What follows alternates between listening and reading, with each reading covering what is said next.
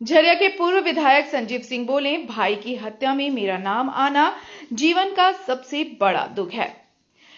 झरिया के पूर्व विधायक संजीव सिंह ने शनिवार को अपने जीवन की सबसे बड़ी पीड़ा साझा की। उन्होंने कहा कि उनके भाई नीरज सिंह की हत्या के मामले में उनका नाम आना जीवन का सबसे बड़ा दुख है। उन्होंने कहा, हम दोनों साथ बड़े हुए, एक दूसरे के बेहद करीब थे। ऐसे में उस घटना में मेरा नाम जुड़ना मेरे लिए असहनीय था। संजीव सिंह ने बताया कि नीरज सिंह की हत्या दुखद और चिंताजनक थी। उन्होंने स्वयं इस मामले की सीबीआई जांच की मांग की थी ताकि सच्चाई सामने आ सके।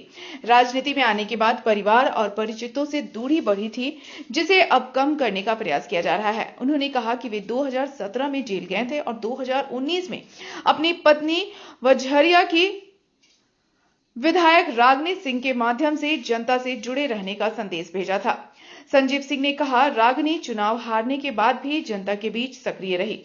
हमारी राजनीतिक परंपरा सिर्फ चुनाव लड़ना नहीं बल्कि सामाजिक कार्यों से सेवा करनी है। स्वास्थ्य सुधार के बाद राजनीतिक भविष्य पर निर्णय लेने की बात करते हुए उन्होंने जोड़ा, जीवन में बहुत कुछ सहा है पर सच्चाई एक दिन सामने आएगी। उन्होंने कहा कि हत्या का आरोप लगना उनके लिए बेहद पीड़ादायक रहा। हम 5 भाई और 13 बहनें हैं। ऐसा आरोप लगना मुझे तोड़ गया। आज आप लोगों के साथ एक मुलाकात सबसे जरूरी थी, इसलिए ये राजनीतिक सक्रियता आप जहां तक जानते हैं कि ये स्पष्ट रूप से है कि 2017 में जब मैं जेल गया था और उस जेल जाने के क्रम में 2019 में रागिनी जी से मैंने बात की और बात करके इनसे व्यक्तिगत एक संदेश भिजवाया इनको, और इनको हमने कहा कि आप जो जिम्मेवारी हमारे ऊपर थी कि लोगों के बीच में रहकर उनकी उनके बातों को, उनकी जन भावनाओं को समझना और उस पर कार्य करना, तो मेरी अनुपस्थिति में इन्होंने काम किया है। और निश्चित तौर पर जब से हम यहाँ धनबाद आए उस दिन से लेकर आज तक प्रत्येक दिन बहुत लोगों से मुलाकात हो रही है, और जिन विषयों में लोगों की जो समस्या है, जहां तक संभव हो पाता है तो रागिनी जी से या हम अपने स्तर से प्रयास करते हैं लोगों से बात करके उसका समाधान करने का प्रयास करते हैं, क्योंकि जो स्वर्गीय सुरेशदेव सिंह का राजनीतिक कार्य रहा वो सिर्फ राजनीतिक चुनाव लड़ना या चुनाव जीतने से या एक विधायक बनने तक नहीं था। उनके मन में एक ये सोच था कि हम सामाजिक स्तर पर भी हम काम करेंगे, जहां भी लोगों को परेशानी होगी अपने स्तर से जो भी व्यवस्था होगी हम उसके लिए खड़े रहेंगे। तो हम ये उनके नहीं रहने के बाद इस परिवार से जो भी लोग रहे वो चलते रहे और उस कार्य को पूरा करते रहे। ये दायित्व रागिनी जी के ऊपर रहा, और ये बखूबी चुनाव हारने के बाद भी रागिनी जी उसको करती रही, और हमारा भी सहयोग अब इनके साथ है, रहेगा। वहाँ शिव का कोई महत्व नहीं है, तो हम लोग दोनों व्यक्ति मिलकर जरूर सामाजिक रूप से जो भी कार्य होगा उसको हम लोग करेंगे। नगर निगम चुनाव में हम तो स्पष्ट अभी आपसे कहा कि देखिए अभी राजनीतिक रूप से जो बातें हैं वो अपनी जगह पर है, लेकिन स्वास्थ्य अभी अनुकूल नहीं है। सब लोगों से बातें हो रही हैं, आप लोगों से मुलाकात हो रहा है, पर आगे जब अनुकूल रहेगा तो। जिस समय ये घटना घटी थी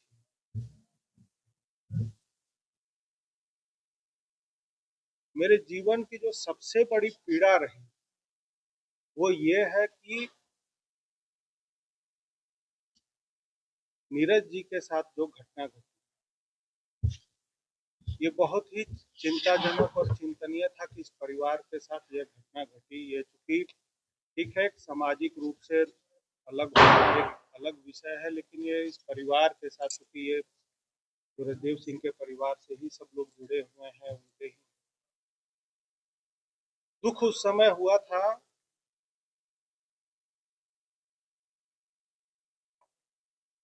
कि जब नीरज जी के साथ जब घटना घटी तो ये आदमी एक सदमे में चला गया था। लेकिन पीड़ा अब और बढ़ी जब नीरज जी के हत्या का आरोप हमारे ऊपर, मतलब इस पीड़ा से ना उस समय, ना आज, और शायद भविष्य में भी मैं नहीं निकल पाऊंगा कि ये कल्पना नहीं कर पाया कि आखिर वो आरोप मेरे ऊपर क्यों लगा। और लोग जो समझे, जिसको जो समझना है, हम किसी पर कोई टीका टिप्पणी नहीं करना चाहते, लेकिन एक बचपन से लेकर और एक जवानी के उम्र तक हम लोगों को लगता है कि हम लोग साथ में रहे, खेलना कूदना सब कुछ हुआ, और ये क्योंकि हम लोग, हमारे परिवार में 5 भाई, और 5 भाइयों में सभी के बाल बच्चे में मिलाकर हमको लगता है कि 13 भाई और 13 बहन। कोई हम लोगों से बड़ा, कोई हम लोगों से छोटा, कोई हम लोगों से हम उम्र का। और इस परिस्थिति में यह आरोप लगना बड़ा ही मतलब बेचैन करके रखता है। ये मेरे लिए सबसे पीड़ादायक है, क्योंकि जिनके साथ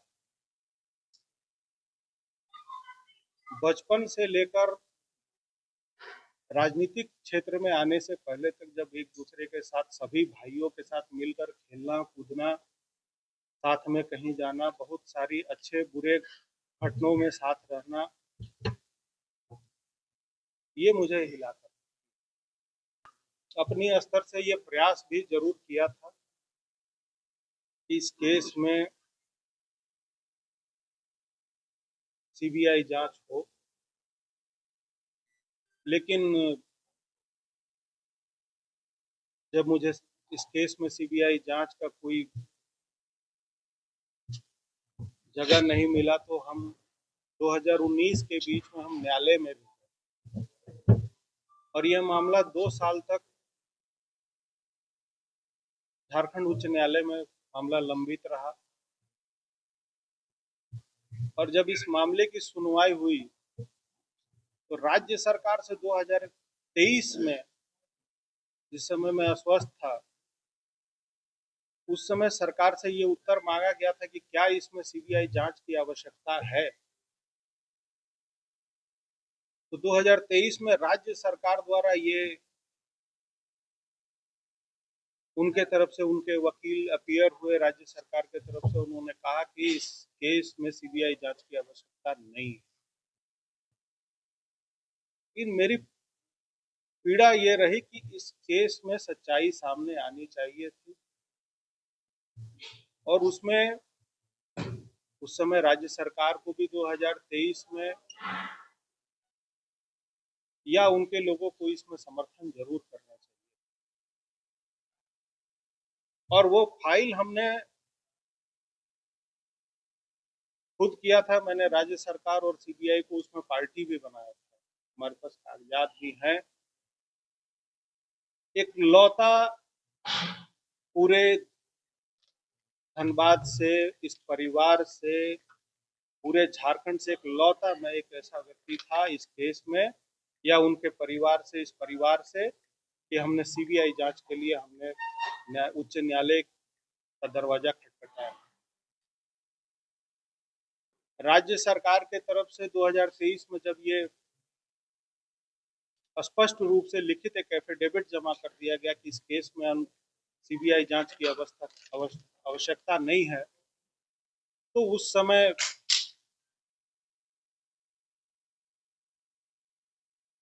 उच्च न्यायालय और बाकी लोगों के द्वारा ये कहा गया कि अब इसमें जांच नहीं होगा, और वो उसमें मामला हमारे पक्ष में नहीं आया।